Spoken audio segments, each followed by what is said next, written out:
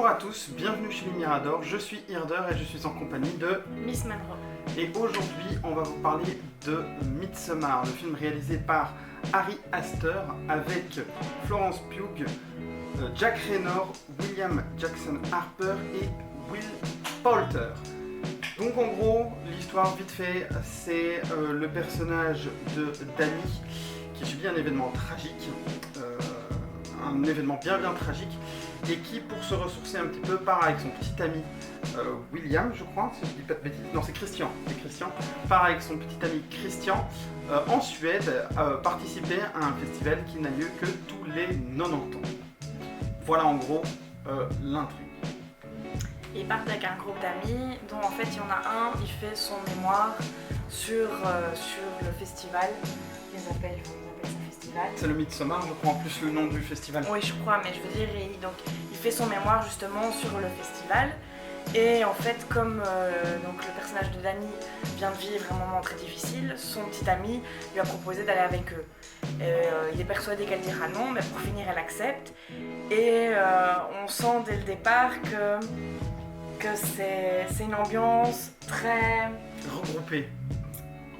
très malsaine, très étouffante comme ça. Très secte. Très secte. Oui. Mais je parle même avant qu'ils y aillent, quand, dans l'avion, tout ça, ou même elle, tu ne trouves pas que c'était Si. Enfin, l'approche, la façon dont c'est filmé, la façon dont toute l'action est menée, c'est vraiment très glauque. C'est pas un film qu'il faut aller voir si on veut se détendre, quoi. Non, clairement, ça fait en fait, ça me fait un petit peu penser à de la claustrophobie, tu sais, tout doit se partager en groupe, tout doit être fait vraiment dans un milieu clos, c'est l'ambiance en arrivant dans le festival, déjà l'ambiance en arrivant dans le festival, tu te demandes qu'est-ce que je suis, quoi, hein, ouais, moi personnellement, je n'aurais pas été, j'aurais dit non. Ouais, j'aurais dit déjà au début, avec l'expérience des champignons et de l'herbe où ils se droguent pour atteindre des consciences plus profondes. Avec la nature, surtout. Avec la nature, non, je suis pas très fan de ce genre d'expérience. En tout cas, pas dans des milieux comme ça où je ne connais personne. Et d'ailleurs, donc elle prend des champignons, où elle boit une tasse de thé comme ça et on lui dit que c'est des champignons. Et elle a des hallucinations. Et d'ailleurs, il y a des effets de caméra qui sont vraiment extrêmement exagérés comme ça pour qu'on ait l'impression que les visages soient hyper déformés, ce qui crée en plus un sentiment de malaise parce que tu regardes le truc et tu te fais what? Genre vraiment quoi? What? Pourquoi tu fais ça? Pourquoi tu fais ça? Là où dans notre critique avec La Favorite, on avait trouvé des angles de caméra vraiment très bizarres en fait, on se demandait pourquoi il utilisait ça. Là on comprend vraiment que Ari Aster, quand il a fait ces plans là, il s'est dit bon bah je veux que les gens se sentent hyper mal à l'aise, quoi. Je veux que les gens se sentent hyper mal à l'aise. Ari Aster, avant de faire Midsommar, il avait fait Hérédité avec Toni Collette et Gabriel Byrne et moi j'avais adoré. Mais on retrouve, je trouve ici, on retrouve son ambiance, quoi. Il prend son temps.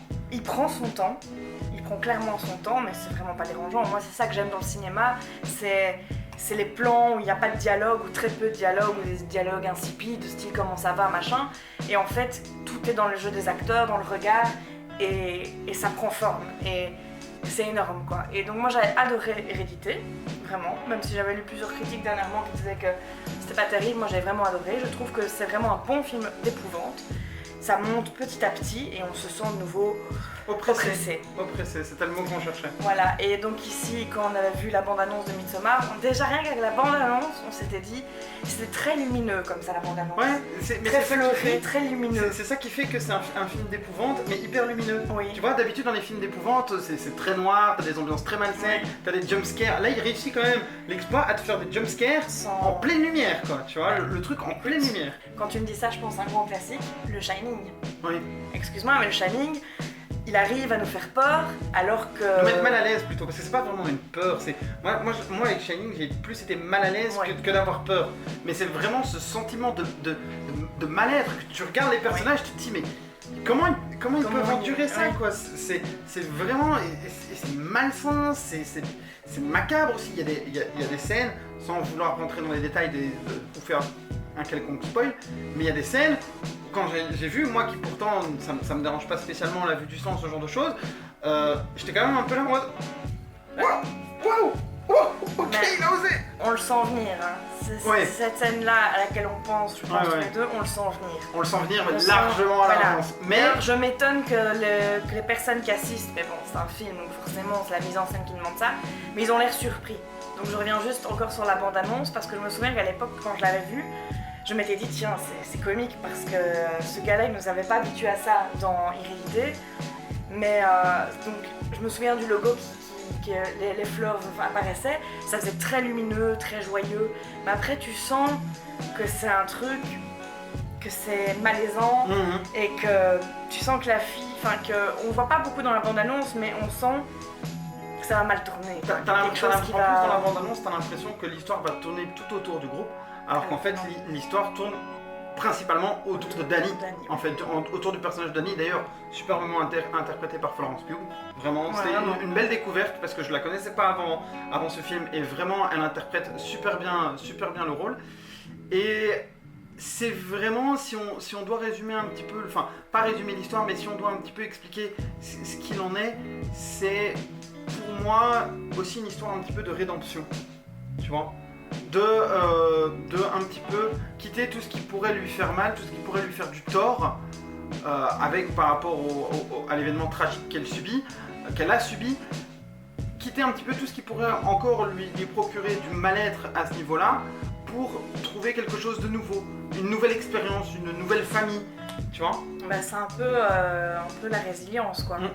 Elle rebondit, elle a plus rien à perdre entre guillemets, donc elle rentre dans cette expérience à 100%, elle y va franchement parce qu'il n'y a plus rien qui l'attend, quoi, en somme. Mais au final, c'est elle qui est la moins chaude pour l'expérience, et au final, c'est à elle qu'arrivent toutes les choses, en fait. Oui.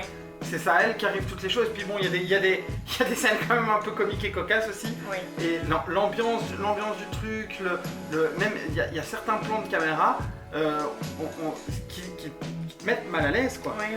Il y a, bon là c'est pas du tout un spoil, mais il y a toute une scène avec une danse où on suit en fait le personnage de Dani, la caméra est quand même vachement proche de Dani, et on la voit danser autour du poteau, c'est un immense poteau en fait, on la voit danser autour du poteau, et là tu te fais, toi qui es pas dans la danse, t'es mal à l'aise avec ce truc, quoi. T'as l'impression de gigoter, t'as l'impression que si t'avais bu un truc avant de voir cette scène-là, il y a de grandes chances que tu vomisses, quoi. Tellement le truc c'est gigotant, mais c'est malsain, mais c'est tout ce qui fait la beauté de ce film en fait, c'est que tout est malsain, mais tu continues quand même de le regarder parce que tu te dis, qu'est-ce qui va y arriver, qu'est-ce qui va se passer, où est-ce qu'il va en venir, voilà.